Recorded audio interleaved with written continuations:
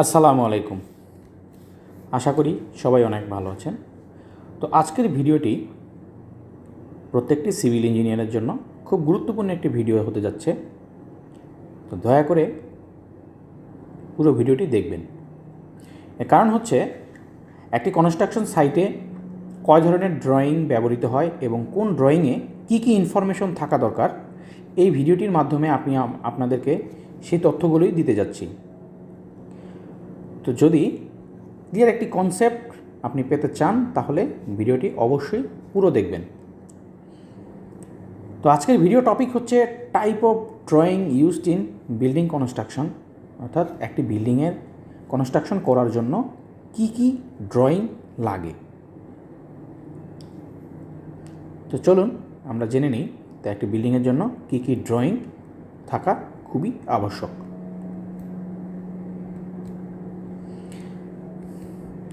ফার্স্টে architectural drawing, এরপর হচ্ছে structural drawing, electrical drawing, plumbing drawing এবং ফাইনালি হচ্ছে ফিনিশিং ড্রয়িং। যদিও আমাদের দেশে সাধারণত আর্কিটেকচারাল, স্ট্রাকচারাল, ইলেকট্রিক্যাল এবং প্লাম্বিং ড্রয়িং এই চারটা ড্রয়িংয়ে বেশি কাউন্ট করা হয়, তবে ফিনিশিংয়ের ড্রয়িংটাও অনেক বেশি গুরুত্বপূর্ণ। সেই বিষয়টাও আমি ভিডিও শেষের দিকে ক্লিয়ার করে দেব।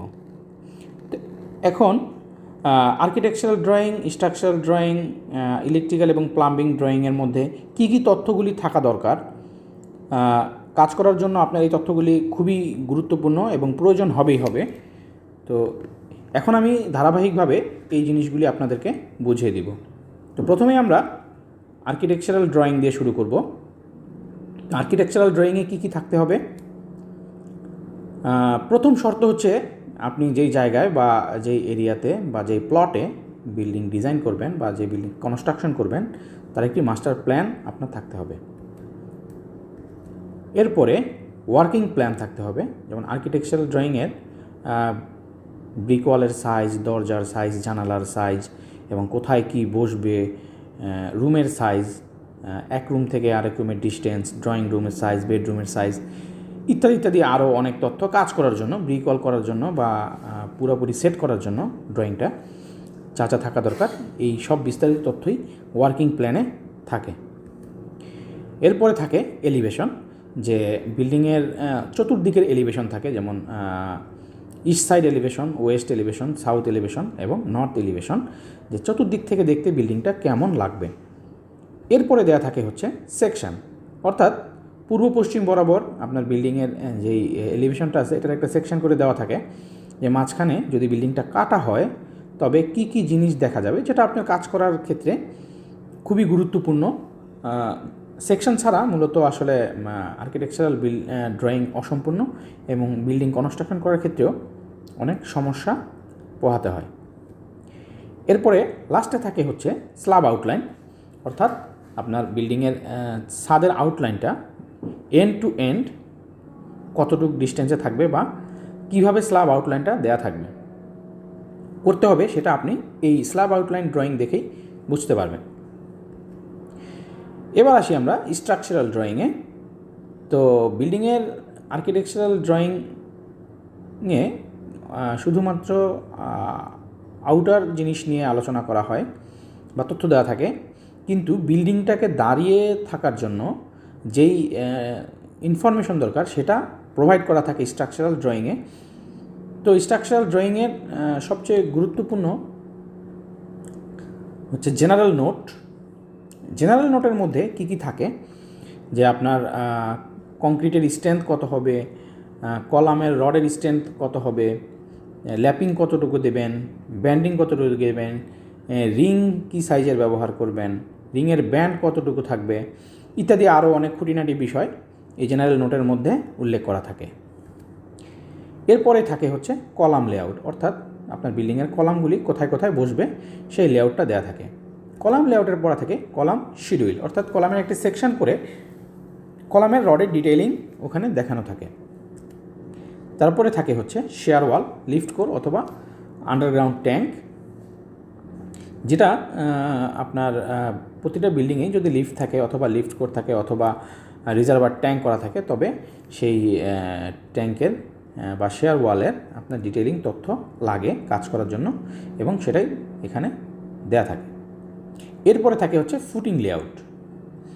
ফুটিং লেআউটের পরে থাকে হচ্ছে ফুটিং শিডিউল, যেখানে ফুটিংয়ের একটি সেকশন দিয়ে দেখানো হয় ফুটিংয়ের রডের ডিটেইলিংটা কীরকম হবে এবং ফুটিংয়ের জন্য কতটুকু মাটি এক্সকাভেশন করতে হবে, এবং জিএল লেভেল থেকে গ্রেড বিম লেভেলটা কতটুকু থাকবে, পিএল লেভেলটা কতটুকু থাকবে, যেটা কিন্তু ফুটিংস শিডিউলেই দেখানো হয়ে থাকে।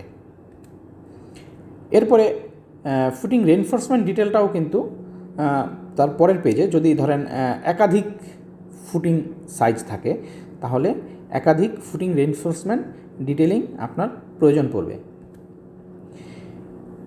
এরপরে আসবে হচ্ছে আপনার গ্রেড বিম বা প্লিন্থ বিম লেআউট। এখানে গ্রেড বিমের লেআউটটা বোঝানো থাকে বা দেখানো থাকে। তারপরে থাকে হচ্ছে গ্রেড বিমের রেইনফোর্সমেন্টের ডিটেইলিং। এরপরে থাকবে ground floor slab layout plan এবং রেইনফোর্সমেন্ট ডিটেইলিং। এরপরে আসবে স্টেয়ার প্ল্যান এবং রেইনফোর্সমেন্ট ডিটেইলিং। ফ্লোর বিম লেআউট, অর্থাৎ আপনার ফ্লোরের বিমগুলি কোন দিক দিয়ে যাবে সেটার লেআউটটা দেখানো থাকবে। এরপরে থাকবে বিমের রেইনফোর্সমেন্ট ডিটেল এবং স্ট্রাকচারাল ড্রয়িংয়ের বিমের ক্ষেত্রে হয় অনেকগুলি বিমের সাইজ থাকতে পারে বা ডিফারেন্ট টাইপ অফ বিম থাকতে পারে, সেই জন্য আলাদা আলাদা দেখানো হতে পারে। লাস্টে আসবে হচ্ছে স্ল্যাব রেইনফোর্সমেন্ট ডিটেল, যে ছাদের রডের ডিটেলিংটা কীরকম হবে সেটা দেখানো থাকবে। অনেক সময় টিপিক্যাল ড্রয়িং আকারেও দেখানো হয়, আবার অনেক সময় দেখা যায় আলাদা আলাদা স্ল্যাবের জন্য আলাদাভাবে আলাদা আলাদা লোডের জন্য ডিজাইন করা হয়ে থাকে, সেক্ষেত্রে আলাদা আলাদাই রেইনফোর্সমেন্ট ডিটেইলিং হবে। এখন আসি ইলেকট্রিক্যাল ড্রয়িং। তো একটা বিল্ডিংয়ের ইলেকট্রিক্যাল ড্রয়িংও খুবই গুরুত্বপূর্ণ কাজ করার জন্য। তো ছাদ ঢালাইয়ের সময় সাধারণত কনসিল কন্ডুইটিং করার দরকার পড়ে, অর্থাৎ ছাদে আমরা যে পাইপ ফেলি ইলেকট্রিক্যাল তার নেওয়ার জন্য বা ফ্যানের হুক টুক বসানোর জন্য অথবা তার ওয়্যারিং করার জন্য, তার টানার জন্য, সেটাই হচ্ছে ছাদের কনসিল কন্ডুইটিং। এরপরে হচ্ছে কনসিল ওয়্যারিং, অর্থাৎ সুইচ বোর্ড বা এই লাইনগুলিটা পারাপার করার জন্য, এক রুম থেকে আরেক রুমে পাস করার জন্য কনসিল ওয়্যারিং করা হয়ে থাকে। সুইচ বোর্ড লেআউট থাকবে এবং লাইট, ফ্যান, এসি কোথায় কোনটা বসবে তারও একটি লেআউট প্ল্যান এই ইলেকট্রিক্যাল ড্রয়িংয়ের মধ্যে দেখানো থাকবে। এরপরে আসি প্লাম্বিং ড্রয়িং। তো প্লাম্বিং ড্রয়িং কোন কোন বিষয়গুলি নিয়ে হচ্ছে প্লাম্বিং ড্রয়িং সেটা আমাদের জানা খুবই গুরুত্বপূর্ণ। কনস্ট্রাকশন সাইডে প্লাম্বিং ড্রয়িং অনেক ক্ষেত্রেই সঠিকভাবে পাওয়া যায় না, তাই শুরুতেই আপনারা প্লাম্বিং ড্রয়িংটা কালেক্ট করে নেবেন। তো প্রথমে যেটা থাকবে পাইপের লাইন সাইজ অ্যান্ড লোকেশন, অর্থাৎ কোথায় কী ধরনের পাইপ ব্যবহৃত হবে, কত ডায়ার পাইপ ব্যবহৃত হবে এবং লোকেশন কোথায় কোথায় কী অবস্থায় আছে, কোনটা সক পাইপলাইন এবং কোনটা হচ্ছে ওয়েস্ট ওয়াটার পাইপলাইন এবং কোনটা ড্রিঙ্কিং ওয়াটার পাইপলাইন, এগুলি সবই কিন্তু এখানে মেনশন করা থাকবে। এরপরে আসবে ফিক্সার লোকেশন, এরপরে আসবে আইসোলেশন ভাল্ব, কোথায় কোথায় গেট ভাল্ব বসানো থাকবে, কোন কোন জায়গা থেকে পানির লাইন বন্ধ করার অ্যাক্সেস থাকবে সেটা নির্দেশ করা থাকবে এখানে। এরপরে স্টোরেজ ট্যাঙ্ক ক্যাপাসিটিস, অর্থাৎ আপনার আন্ডারগ্রাউন্ডে বা ওভারহেডে কত স্টোরেজের ওয়াটার ট্যাঙ্ক থাকবে এবং এর ক্যাপাসিটি কত হবে, লোড কত হবে, এই ডিটেল বিস্তারিত এখানে থাকবে। এরপরে থাকবে hot water heater capacities and location, অর্থাৎ আপনার কোথায় কোথায় আমরা যেটা বলি যে গিজার বা হট ওয়াটারের ব্যবস্থা কোথায় কোথায় থাকবে এবং এর ক্যাপাসিটি কী হবে তার বিস্তারিত উল্লেখ করা থাকবে। এবং ফাইনালি থাকবে হচ্ছে ড্রেন লোকেশন অ্যান্ড রাউটিং, অর্থাৎ আপনার ড্রেনটা কোন দিকে আসে, আপনার এই লাইনগুলি কোন দিক দিয়ে পাস করে মেইন ড্রেনে আপনি ট্রান্সফার করবেন সেই বিষয়টাও এখানে উল্লেখ থাকবে। লাস্টে হচ্ছে ফিনিশিং ড্রয়িং। আমরা অনেকেই হয়তো বা এই ড্রয়িংটা সম্পর্কে জানি না বা এটা বুঝি না যে আসলে কী কী থাকে। এখানে থাকে হচ্ছে পেইন্টের ডিটেইলিং, অনেক ক্লায়েন্টের বা অনেক বিল্ডিংয়েরই থাকে বিভিন্ন রকম পেইন্টের রিকোয়ারমেন্ট থাকে। এক একটা রুমে এক এক রকম পেইন্ট করা লাগে, বা এক একটা ফ্ল্যাটে এক এক রকম পেইন্ট করা লাগে, বা সামনের দিকে একরকম কালার, পেছনের দিকে আরেক রকম কালার। সো এটা একটা নির্দিষ্ট ড্রয়িংয়ের মাধ্যমে করলে নির্ভুল হওয়ার সম্ভাবনা সবচেয়ে বেশি থাকে। নেক্সট আসি ফ্লোর প্যাটার্ন। এটা হচ্ছে এক এক জায়গায় এক এক রকম ফ্লোরিং করা হয়, কোথাও টাইলস, কোথাও নেট ফিনিশিং, বা কোথাও অ্যাপক্সি পেইন্ট করা হয়, আবার কোথাও কোথাও বিভিন্ন রকমের টাইলস ব্যবহার করা হয়। এক এক ফ্লোরে এক এক রকম টাইলসের সাইজ থাকে, কালার থাকে। সো এই ক্ষেত্রে ফ্লোরে টাইলসের প্যাটার্ন উল্লেখ করা ড্রয়িং খুবই বেশি গুরুত্বপূর্ণ। এরপরে প্লাস্টারিং টেক্সচার। অনেক সময় দেখা যায় দৃষ্টিনন্দন করার জন্য প্লাস্টারের মধ্যে অনেক ডিজাইন করা হয়, সেটা করার জন্য অবশ্যই আপনাকে কিন্তু প্লাস্টারের টেক্সচারের ড্রয়িং লাগবে।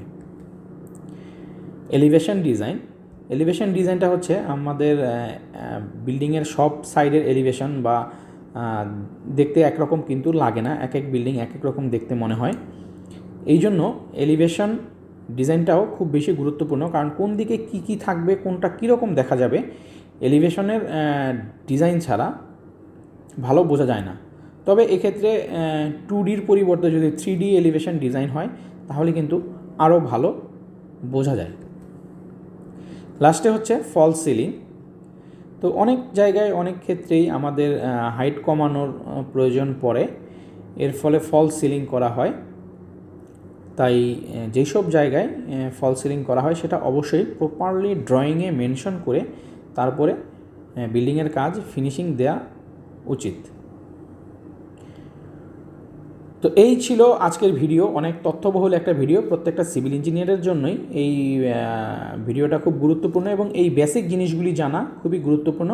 বিশেষ করে ফ্রেশার যারা আছেন তাদের কিন্তু এই জিনিসগুলি না জেনে কোনো চাকরিতে বা কোনো সাইটে ঢুকলে বেশ সমস্যায় পড়তে হবে। তো যদি ভিডিওটি ভালো লেগে থাকে তাহলে অবশ্যই একটি লাইক দিবেন এবং কমেন্ট করে জানাবেন ভিডিওটি কেমন লাগলো, বা আরও যদি কিছু এই বিষয়ে জানতে চান সেটাও প্রশ্ন করতে পারেন। আর যদি এখনও চ্যানেলটি সাবস্ক্রাইব করে না থাকেন তাহলে অবশ্যই আমার চ্যানেলটি সাবস্ক্রাইব করে চ্যানেলের সদস্য হয়ে যাবেন এবং নোটিফিকেশন অন করে দিবেন, যাতে পরবর্তী এরকম তথ্যবহুল ভিডিও আপলোড করার সাথে সাথে আপনার কাছে পৌঁছে যায়। তো আজকের ভিডিওটি এই পর্যন্তই। ভালো থাকবেন। আল্লাহ হাফেজ।